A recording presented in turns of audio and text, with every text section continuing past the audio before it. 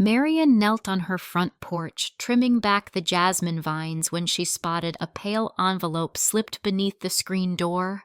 No stamp, no return address.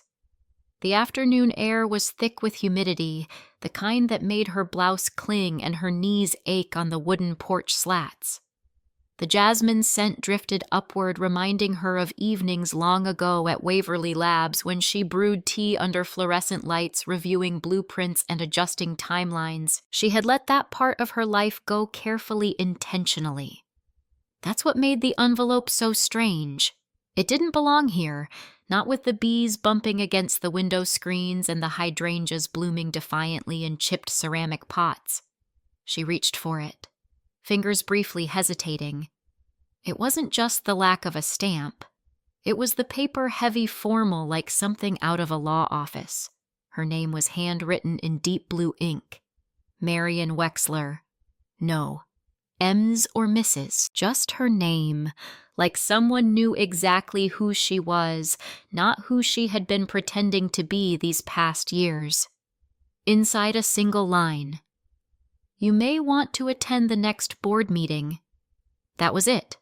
No signature, no letterhead, no date. She turned it over again, half expecting more, maybe a hidden message in invisible ink, some corporate prank from a former colleague. But it was clean. Too clean. The screen door creaked as she pushed it open and stepped back into the house. Her shoes echoed on the floorboards, each step a reminder of how quiet her life had become. The kitchen smelled faintly of lemon oil and last night's cornbread muffins. She poured a glass of sweet tea, fingers steady but her thoughts blurred. Waverly had moved on without her. She'd made sure of it. She hadn't just left the company. She'd left the war rooms, the 12-hour shifts, the smiling handshakes hiding budget knives. She'd even left the old name badge at the bottom of a box in the hallway closet, along with a half-used Metro card and a pair of heels that hadn't seen daylight since her last elevator ride. She folded the note and placed it under the refrigerator magnet labeled "Grocery, Do Not Forget Milk." As she reached for the kettle, she heard the screen door again. Afternoon. Marian.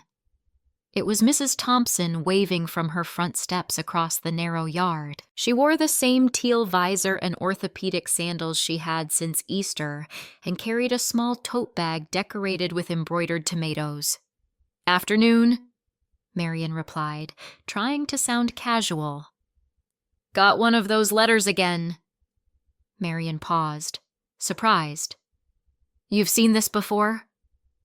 Mrs. Thompson chuckled, patting the top of her tote like it contained secrets. You're not the only one in this neighborhood with mysterious mail. That Jim fellow, you know, the one from HR or IT or something with letters, he was at Danny's diner yesterday. Had your old binder, the blue one with the tabs? Thought it was odd. Marian's breath caught. That binder was supposed to be in storage or shredded Jim from HR, she repeated mostly to herself. I told him you don't come into town much these days. He seemed nervous, like he knew he shouldn't be carrying it. Marian forced a smile, nodding as if none of this rattled her, but her fingers curled slightly around the edge of the porch railing. She hadn't thought about the binder in years, but she knew what it contained. Timelines, proposals, annotated meeting transcripts, and one memo. One memo she had never signed. That night the stars blinked faintly above Trenton. Marian sat in her living room with her journal open on her lap, her handwriting neat and even filled a dated entry from 2015. Today I walked away, not because I lost, but because I couldn't keep losing myself. I hope they never ask me to come back. She closed the book. The next morning came heavy and slow. The kettle hissed. The toast popped and her cornbread muffin crumbled between careful fingers. She dressed deliberately, choosing her only pair of formal slacks, the ones she'd almost donated last fall, and ironed them with quiet resolve. Her old name badge tucked behind faded receipts and expired coupons glinted faintly as she slipped it into her purse. She paused at the door, hand on the lock, unsure for just a moment. The house behind her held silence and comfort. Ahead was a city she'd chosen to leave with questions she hadn't wanted to answer. As she locked the door the next morning, a light breeze carried the scent of jasmine and the distant toll of church bells like a call to something unfinished. Marian entered the Waverly Labs lobby and was met with a familiar scent: lemon wax floors and burned coffee, a smell that hadn't changed even if the people had. The sliding doors closed behind her with a soft whoosh, leaving behind the street's early traffic hum and bringing her face to face with memories sealed in marble tile. The walls gleamed the way they always had, framed mission statements still angled just so the receptionist tapping away without looking up. But it wasn't the same. The air felt more curated now, colder, like the friendliness had been filtered out. She took a slow breath, boots echoing softly down the corridor. The past tiptoed in with her uninvited. That last week came back unbidden when she'd been passed over. The CEO's voice, syrupy and smooth, had praised her consistency before awarding the promotion to someone louder, flashier, newer. They called it leadership for a new era. She adjusted the strap of her purse and made her way to the boardroom, the soles of her shoes brushing against the familiar faint dip in the floor by the elevator. Details like that had stuck with her, though she'd tried not to let them. The conference area smelled stronger, burned coffee more than lemon wax. Here and the urn sat exactly where it always had, beside the mismatched mugs that had outlived 2 rebranding efforts. As Marian reached for a cup, a voice broke the quiet. "Still take it black!" She turned to see Lana Dupree, HR director, standing beside her with a stack of manila folders balanced against her hip. Her nail polish, a deep plum, was chipped on the ring finger. Marian nodded. "Some things don't change." Lana gave a quick smile, too brief to be warm, and turned away toward the boardroom. The room itself was busier than she expected. Elliot Crane stood at the far end, his tailored blazer a touch too modern for the oak table that anchored the space. The board members, 6 men in charcoal suits, 2 in reading glasses, 1 peering into a phone, murmured about projected growth and branding strategy. Elliot looked up, smile flickering on his lips. "Marian," he said, as if greeting someone in line at the deli. "Didn't realize you were still on the list." She met his gaze evenly. "Neither did I. Yet. Here we are." "Jim Porter." The HR assistant sat 2 chairs down, his eyes darting from her nameplate to his phone, then quickly away. He fumbled with the clasp of his leather notebook, fingers twitching. Elliot launched into the agenda, slides, buzzwords, market saturation curves. Every so often he peppered in comments like streamlining old inefficiencies and redefining legacy protocols. Eyes skimming past Marian as if she were a ghost. Marian sat straight, hands folded, watching as years of her work were reduced to anecdotal caution. When Lana passed her a new contract, updated clauses for all past leads, she scanned it quickly. Her signature line sat alone at the bottom, but the non-compete clause was missing. It had been a staple in every contract for a decade. She circled the omission quietly with a pen, letting her hand rest on the page. As the meeting drew to a close, Elliot's voice became silkier. "We value what you've contributed, Marian.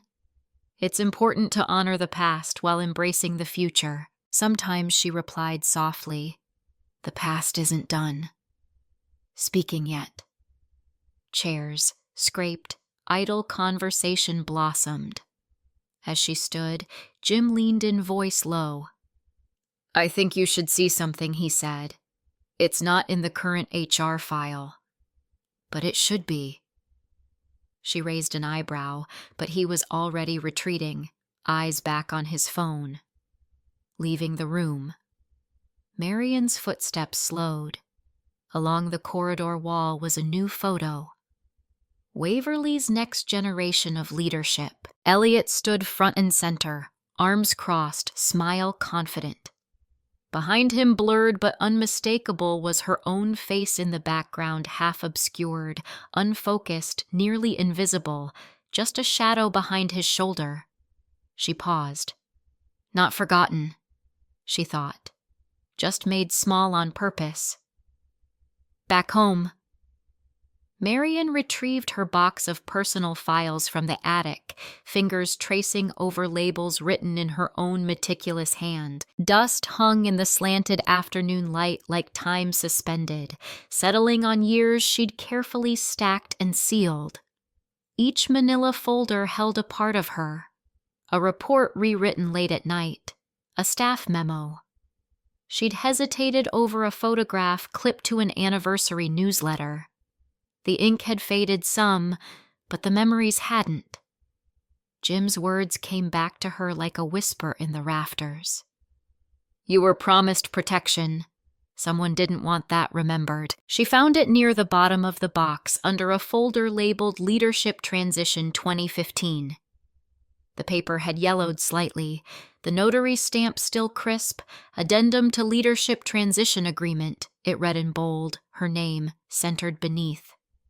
She recognized the signature at the bottom before even reading it. Charles Halstead, the former CEO. The document outlined a clause 17, guaranteeing project continuity protections and discretionary advisory rights in the event of major restructuring. It was more than a courtesy. It was binding. Rain began tapping gently against the living room windows as she made her way downstairs. The file clutched to her chest. The steady rhythm reminded her of a night nearly a decade ago when she'd brewed jasmine tea in her corner office, Charles leaning against the doorframe, worn out from meetings and hopeful about the future. They won't remember kindness, Marion, he'd said, but kindness remembers you. She called Lana. The HR director's voice was tight at first, but softened when Marion asked, Are you in tonight? The Waverly building loomed quieter after hours stripped of its usual buzz. The security lights left soft pools along the hallways. Lana's office door was half open, a desk lamp casting a warm glow across files and a cup of untouched chamomile. Lana looked up as Marion entered, noting the file in her hand. Jim mentioned you might be coming. Marion set the document gently on the desk. They read it together in silence. Lana's nail tapped once, twice on the edge of the paper. This was never in the digital records, Lana said, voice almost reverent. It predates our current system, and it's notarized, signed by Charles himself. He always said he'd leave a back door, Marion murmured. Lana pulled out a key from her drawer, the one Jim must have given her, and turned to the filing cabinet in the corner. She rifled through the archive drawer marked Legacy Pre-2016. The file she pulled out was thinner, but there it was again. Clause 17, same wording, same signature, time-stamped and matching Marion's copy. I remember Elliot tried to purge these when he stepped in, Lana said quietly. He claimed legacy clauses were roadblocks, but Charles, he must have insisted on this one staying. Marion let out a breath she hadn't realized she was holding. This gives you legal grounds, Lana added, if you choose to stay or speak. I didn't come for revenge, Marion said, though her tone held steel. I came because someone thought I wouldn't. Lana looked up at her, a flicker of something like loyalty lighting her eyes. I'll present it at the next board review. It's enforceable. It matters. Thunder rumbled faintly beyond the windows. The rain had grown heavier, cascading down the glass in steady sheets. Marion gathered her purse, the copies safely tucked inside. As she exited the side corridor past the reception, left dark for the night, she glanced up at the glass hallway that overlooked the lobby. Elliot stood there backlit and still, one hand resting on the railing. He didn't wave. He didn't speak. He only watched. The boardroom was quiet, the kind of quiet that hums in your ears. Marian's contract lay in the center of the table, a silence louder than Elliot's smile. The rain had eased overnight, but clung to the hem of Marian's coat, darker patches along the wool brushing against her calves as she stepped through Waverly Labs' double-glass doors.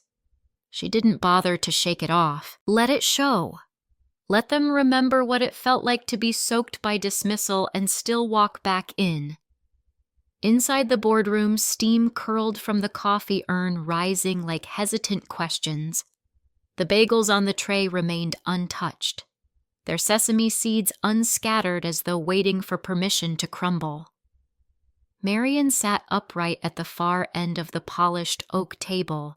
Her copy of the addendum rested before her, clean and time-stamped, printed on heavy cream paper. Another identical copy, courtesy of Lana's archive, had been circulated to each board member earlier that morning. Elliot sat across from her, the tailored precision of his suit, doing little to hide the tightness of his jaw. His smile had the polish of public relations, but his knuckles were pale where they gripped his Mont Blanc pen. Ms. Wexler. He began with an exaggerated formality. This is certainly unexpected. Not entirely, Marian replied. Charles Halstead always kept his promises. She nodded toward the document. Clause 17 was reviewed by HR. It's valid. Notarized, archived. One of the older board members adjusted his glasses and flipped a page. It states she retains advisory access and protections during leadership transition. That was 7 years ago. It was still active when Elliot stepped in. Lana interjected, her tone careful but firm. No expiration clause, no override filed. Elliot let out a light laugh, but it rang hollow. We can't let nostalgia guide legal precedents. Marian didn't blink. This isn't nostalgia, it's governance. Jim remained standing near the doorway, tablet in hand, eyes lowered but watching everything. His presence, though quiet, seemed to bolster the truth in the room. More murmurs. One board member whispered something to another whose brow furrowed deeply. A woman at the far end jotted a note and circled it twice. Has legal reviewed this? Someone asked. They're reviewing it now, Lana said, eyes never leaving Elliot. He leaned back. I think we should focus on the future, not dig through dusty paperwork. Then why did you attempt to erase it? Marian's voice was soft, but the air shifted. Lana opened a folder. Our backup logs show attempted edits to legacy employee files 2 years ago. Several were corrupted. Elliot's smile faltered. The silence returned louder than any reprimand. Outside, birds sang into the brightening morning, oblivious and relentless. When the meeting ended, no handshakes followed. The board adjourned with an uncharacteristic urgency, and Marian walked out feeling not triumphant but intact. She met Jim later at the diner on Elm, the one with the fading senior specials sign in the window. The booths were mostly empty except for a couple of regulars nursing lukewarm refills. The waitress greeted Marian with a soft hon and filled her cup without asking. By the register, a hand-lettered flyer fluttered beneath a pushpin potluck. This Saturday, bring a story, not just a dish. Jim slid into the booth across from her and opened his tablet. He tried to digitize the legacy documents. Jim said, voice low, but the access logs don't lie. There were 6 files tagged for deletion. Yours is the only one left intact. Barely. Marian nodded. He never planned for anyone to look. Jim hesitated, then added, I got this just now. Anonymous account. He turned the screen toward her. The subject line read, Addendum, Wexler. Full chain proof attached was a zipped file. Marian looked at it, then at Jim. Do we open it? His expression was unreadable. Not here, she said, and took another sip of her coffee. The cup warmed her palms, but her eyes were steady on the screen. The file opened slowly inside were more than documents. There was a scanned letter with a shaky signature, the former CEO's final instructions. Jim watched the loading bar inch across the screen on his aging laptop, the fan wheezing as if it too sensed the weight of what was unfolding. The digital archive unpacked itself line by line until it revealed a document scanned in low resolution but unmistakably bearing Charles Halstead's name. The date was just a week before his retirement. Below it, a typed paragraph addressed the board with Marion Wexler highlighted in a different font, as if amended at the last minute. Halstead had titled her Legacy Continuity Lead, a role not found in any official documentation yet, here buried in private correspondence, suddenly impossible to ignore. Around him, Jim's apartment reflected the clutter of someone trying to piece together something bigger than himself. HR compliance manuals stacked beside takeout cartons and sticky notes littered the desk like breadcrumbs in a bureaucratic forest. The glow of the screen was the only light in the room. He grabbed his coat. By the time he reached Lana's office, the building had mostly emptied. The soft click of her desk lamp was the only interruption to the hush of post-work silence. She leaned over the monitor, scanning the file with narrowed eyes. This notary seal. This was internal, she murmured, pointing to the corner of the page.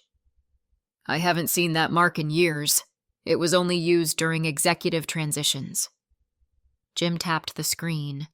So this would have had to be intentionally removed from our current digital library. Lana nodded. And whoever did it had admin clearance. They didn't speak for a moment. Then Lana pulled up the original HR contract entries and matched the time-stamped ID to Halstead's login from 2016. Her sigh was more exhale than resignation. It's real. Jim looked at her. Should we tell Marion? She deserves to know. Tonight. Sunset brushed the edges of Trenton in amber as they drove to Marion's street. The air was still heavy with warmth, the kind that carried the day's stories into the night. On the porch, Marion snipped at her petunias, the same calm precision she once brought to project charts and policy reviews, now applied to stems and soil. She wore a navy sweater despite the lingering heat. She looked up as they approached, curiosity replacing surprise. Didn't expect company, she said, setting her shears down beside the flower pot. Lana offered a small wave and stood back, letting Jim take the lead. I found something, he began. Or someone sent something.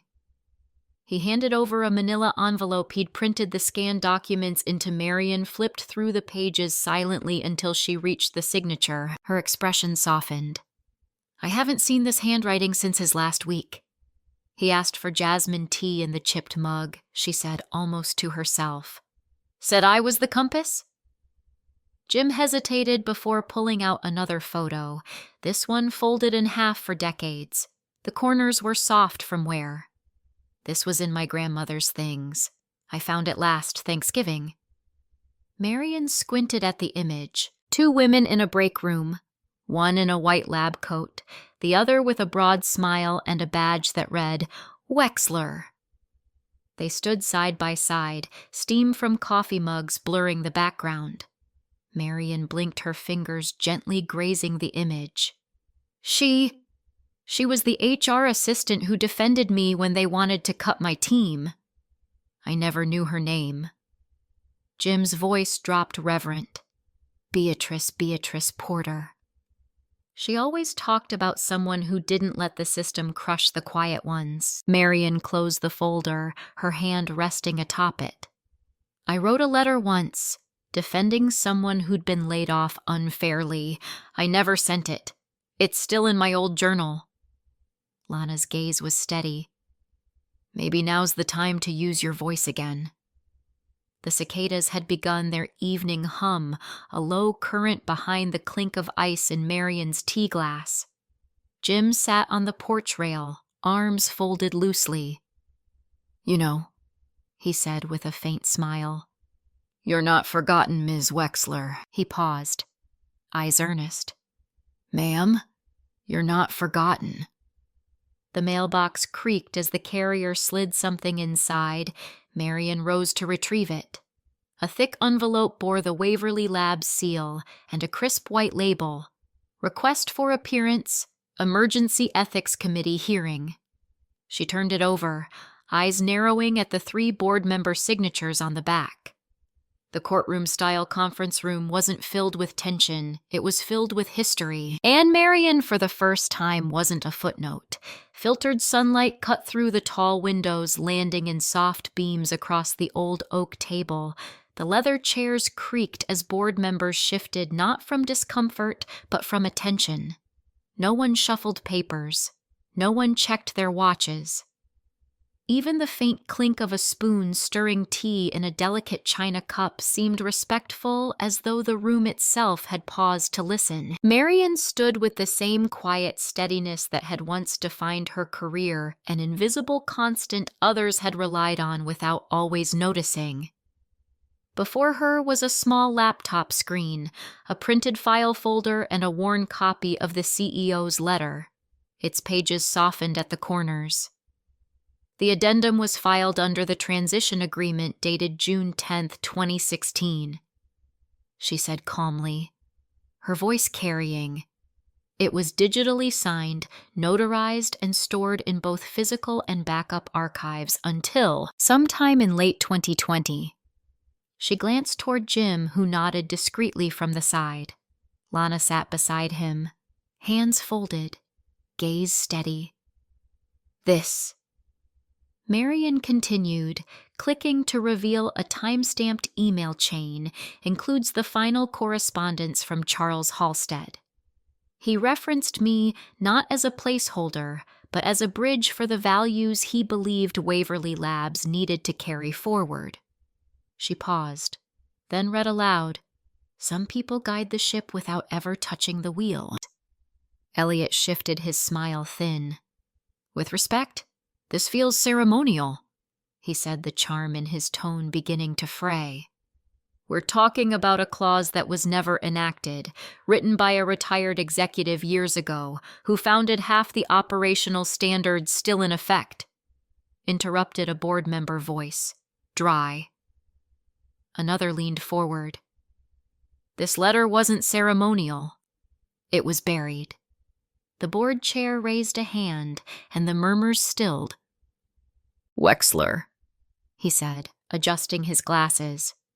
"We've reviewed the digital chain, corroborated the notary seal, and confirmed that the clause was intentionally omitted from your revised file."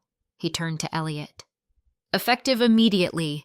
Your decision-making authority is placed under probation, pending internal review." Elliot stiffened, color draining from his face. Marian offered a slight nod. "Thank you, but I'm not seeking reinstatement. I only came to make sure what was written wasn't forgotten." As the meeting concluded, each board member rose, approaching Marian in quiet procession. Some offered handshakes. A few lowered their eyes and murmured words that hadn't been spoken years ago. Apology should have said something. You were always steady. Outside the building, the press waited. A single journalist held out a mic. "Ms. Wexler." Any comment? Marian looked past the cameras toward a nearby patch of green. "I'd rather you write about the jasmine blooming again." She walked away before they could ask more. Back at her porch, the sun had just begun to settle behind the rooftops.